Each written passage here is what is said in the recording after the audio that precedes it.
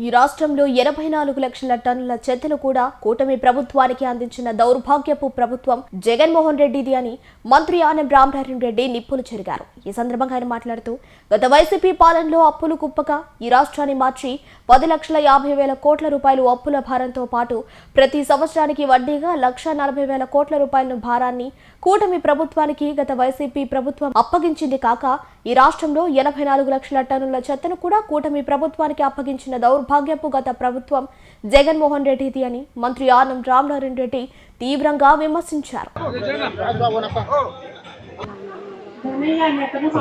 ఈ గ్రామం అనాదిగా అనేక ప్రాంతాల నుంచి అనేక గ్రామాల నుంచి వివిధ రకాలైనటువంటి వర్గాల నుంచి ఇది ఏర్పడ్డటువంటి గ్రామం. దాదాపు 25-30 సంవత్సరాల క్రితం అయితే ఈ జెండా దెబ్బ అనేది ఒక చిన్న కుగ్రామం. దీనికి అంత పెద్ద రోడ్లు కానీ త్రాగునీటి కార్యక్రమాలు కానీ బుచ్చిరెడ్డిపాలెం పోవాలన్నా పొలాల మీద పొలం గట్ల మీద నడిచిపోయేటువంటి సందర్భాలు నాకు గుర్తున్నాయి. అటువంటి జెండా దెబ్బ ఇవాళ ఒక పెద్ద మేజర్ గ్రామ పంచాయతీగా ఏర్పడ్డది. అనేక ప్రాంతాల నుంచి ఇక్కడికి వచ్చారు. ఒక ఊరు కాదు, ఒక మండలం కాదు, ఒక జిల్లా కాదు, బయట జిల్లాల వాళ్ళు కూడా ఇక్కడే స్థిర నివాసం ఏర్పరచుకొని ఉన్నారు.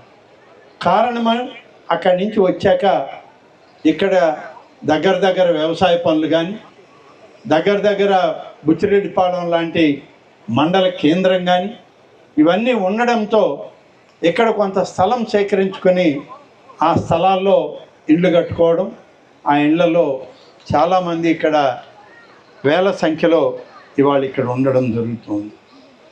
కాబట్టి ఈరోజు ఈ జెండా దెబ్బ అనేటువంటిది ఒక మేజర్ పంచాయతీగా సంగం మండలంలో రూపుదిద్దుకోబడింది.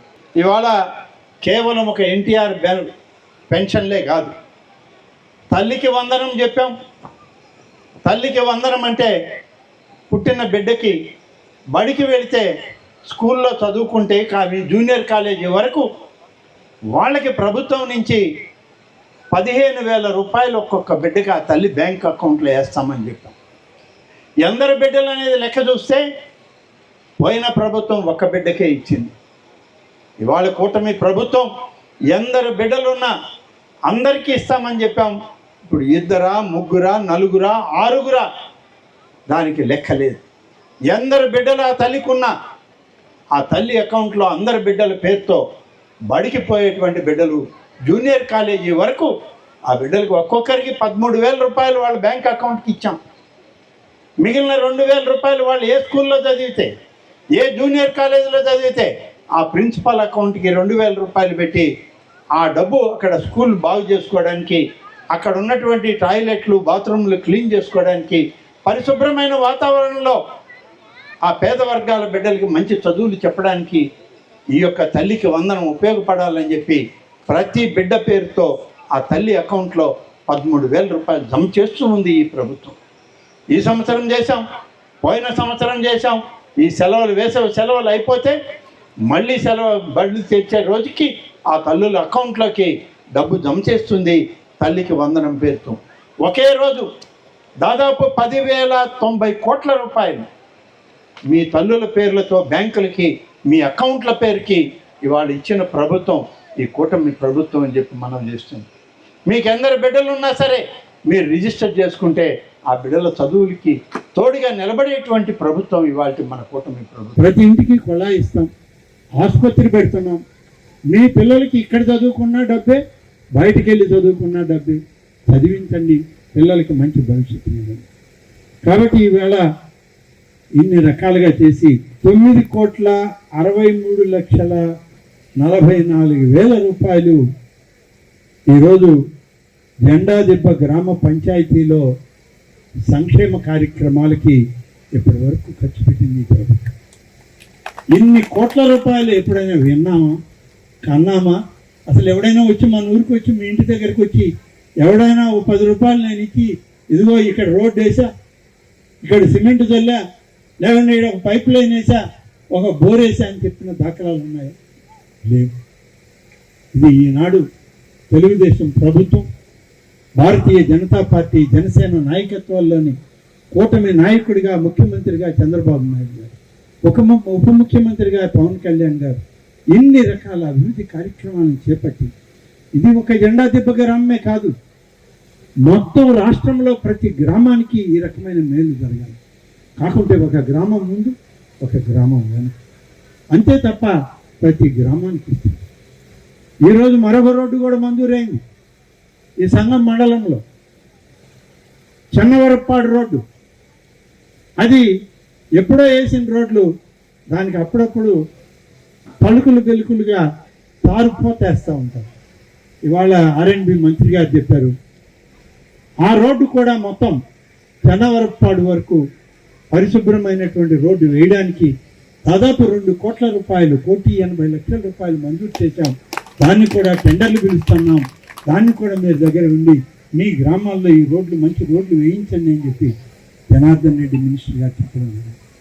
మనం చాలామందికి రుణపడి ఉన్నాం.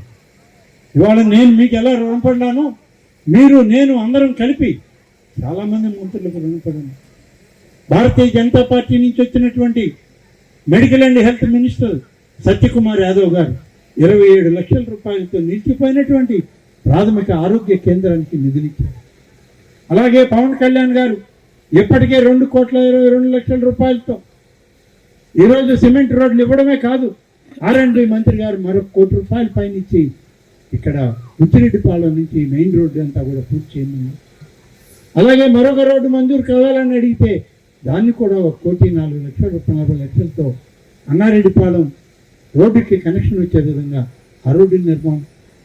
ఇలా ప్రతి గ్రామానికి మంచి రహదారి సౌకర్యం, త్రాగునీటి సౌకర్యం, మీ కుటుంబాల్లో పేదరికంలో బాధపడుతున్నామనే మాట లేకుండా మీకు సంక్షేమం, రైతులకు కావలసినటువంటి మరి ఇవాళ రైతులకి ఇస్తామన్న మాట ప్రకారం రైతులకి నిధులు ఇవ్వడం, ఎరువులు ఇవ్వడం, అలాగే రైతులు పండించినటువంటి ధాన్యం కూడా బయట మార్కెట్లో తక్కువ ధర పలికితే దానికి ధాన్యం కొనుగోలు కేంద్రాలు పెట్టి ప్రభుత్వం మద్దతు ధరకే కొంటామని చెప్పి ఇవాళ ప్రభుత్వం పండించినటువంటి పంటను కూడా కొనుగోలు చేసే కార్యక్రమాలు ఇవాళ జరుగుతూ ఉన్నాయి. కాబట్టి ఇన్ని రకాలుగా సూపర్ 6 సూపర్ హిట్ అనేటువంటి ఒక నానుడితో ఇవాళ మీకు ఇచ్చిన వాగ్దానం ప్రత్యేసేటువంటి ప్రభుత్వంగా ఇవాళ మన ప్రభుత్వం ఉంది అని చెప్పి మీ అందరికీ తెలియజేస్తూ ఇస్తాం. జాబ్ క్యాలెండర్ ఇస్తాం. జాబ్ క్యాలెండర్ ఇచ్చి ప్రతి సంవత్సరం ప్రభుత్వ ఉద్యోగాలను భర్తీ చేస్తామని చెప్పి హామీ ఇస్తే 16,000 మంది టీచర్ పోస్టులు ఖాళీలున్నాయి గడిచిన 8-9 సంవత్సరాలు. వాటన్నిటికీ పరీక్ష పెట్టి ఎంపిక చేసి అందరినీ కూర్చోబెట్టి మీకు ఎక్కడ ఖాళీ ఉంటే అక్కడ మీకు ఉద్యోగాలు ఇస్తున్నాం, 16,000 మంది మీరు వెళ్ళి ఉద్యోగాలు చేయండి అని చెప్తే అందరు టీచర్లని ఇవాళ ఏ టీచర్లు అయితే బడుల్లో టీచర్లు లేకుండా ఉన్నాయో ఆ బడులకి టీచర్లను వేయడం జరిగింది. మీ బిడ్డలకు మంచి భవిష్యత్తుని, మంచి విద్యని అందించే కార్యక్రమం చేయడం జరిగింది. అలాగే పోలీస్ కానిస్టేబుల్స్ దాదాపుగా 5,000 మందికి పోలీస్ కానిస్టేబుల్ ఉద్యోగాలు 5,757 ఉద్యోగాలు ఖాళీ ఉంటే వాటన్నిటికి కూడా పరీక్షలు పెట్టి సెలక్షన్లు చేసి 5,757 మంది కానిస్టేబుల్ ఉద్యోగాలు కూడా భర్తీ చేసి ఇవాళ మీ భద్రత కోసం, మీ రక్షణ కోసం, అలాగే ఈనాడు రక్షకులుగా మనందరికీ తోడుగా కానిస్టేబుల్ ఉద్యోగాలను కూడా భర్తీ చేసినటువంటి ప్రభుత్వం ఈ ప్రభుత్వం.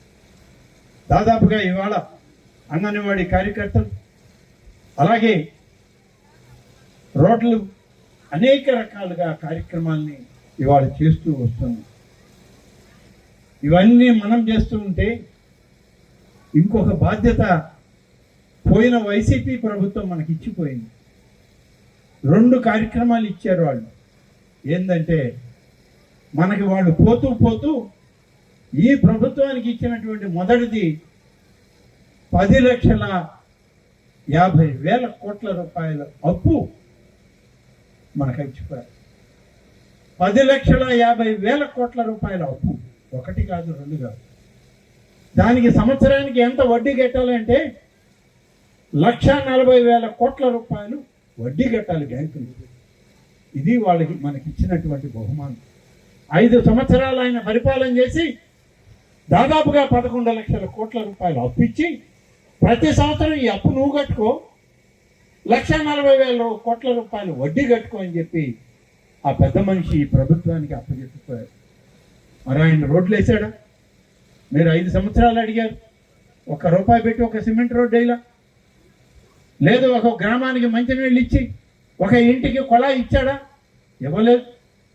మరి బళ్ళు లేవు. మరి పిల్లలకి చదువుకునే బిడ్డలుంటే ఒక బిడ్డకే ఇస్తాను, రెండో బిడ్డకి డబ్బు లేదన్నాడు. మరి రైతుకి 6,000 రూపాయలు 7,000 రూపాయలు ఇస్తానన్నాడు.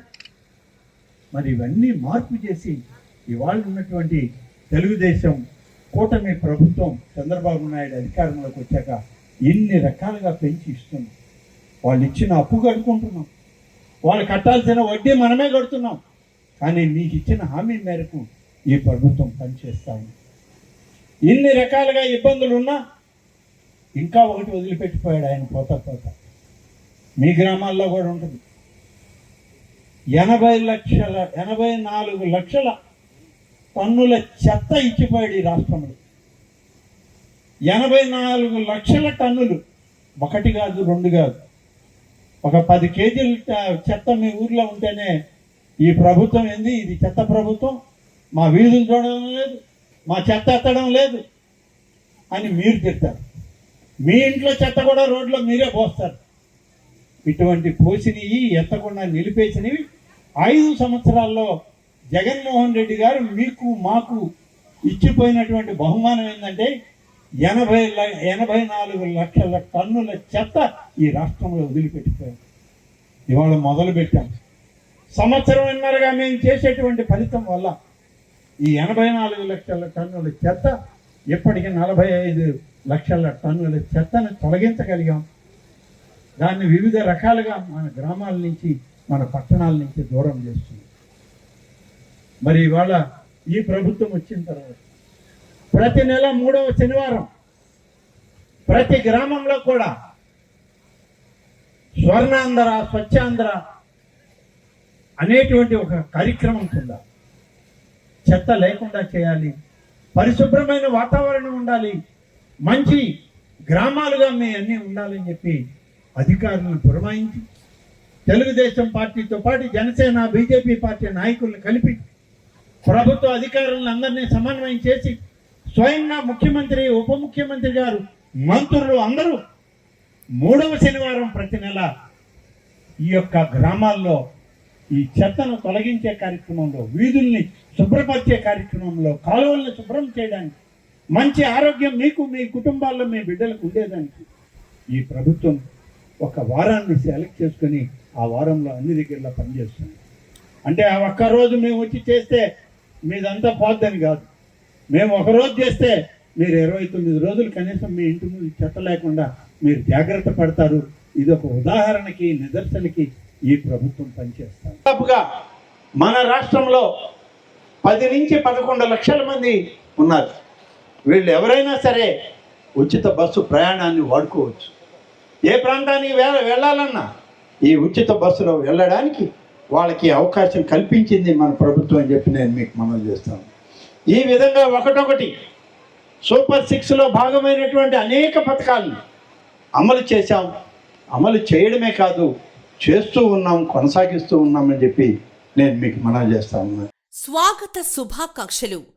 పేదల సేవలు కార్యక్రమానికి పలు అభివృద్ధి పనులు ప్రారంభోత్సవ మరియు శంకుస్థాపన గావించుటకు ఏప్రిల్ 1వ తేదీ ఉదయగిరి నియోజకవర్గం వింజమూరుకు విచ్చేయుచున్న మన ప్రియతమ ముఖ్యమంత్రి వర్యులు, స్వర్ణాంధ్ర సృష్టికర్త గౌరవనీయులు శ్రీ నారా చంద్రబాబు నాయుడు గారికి స్వాగత శుభాకాంక్షలు.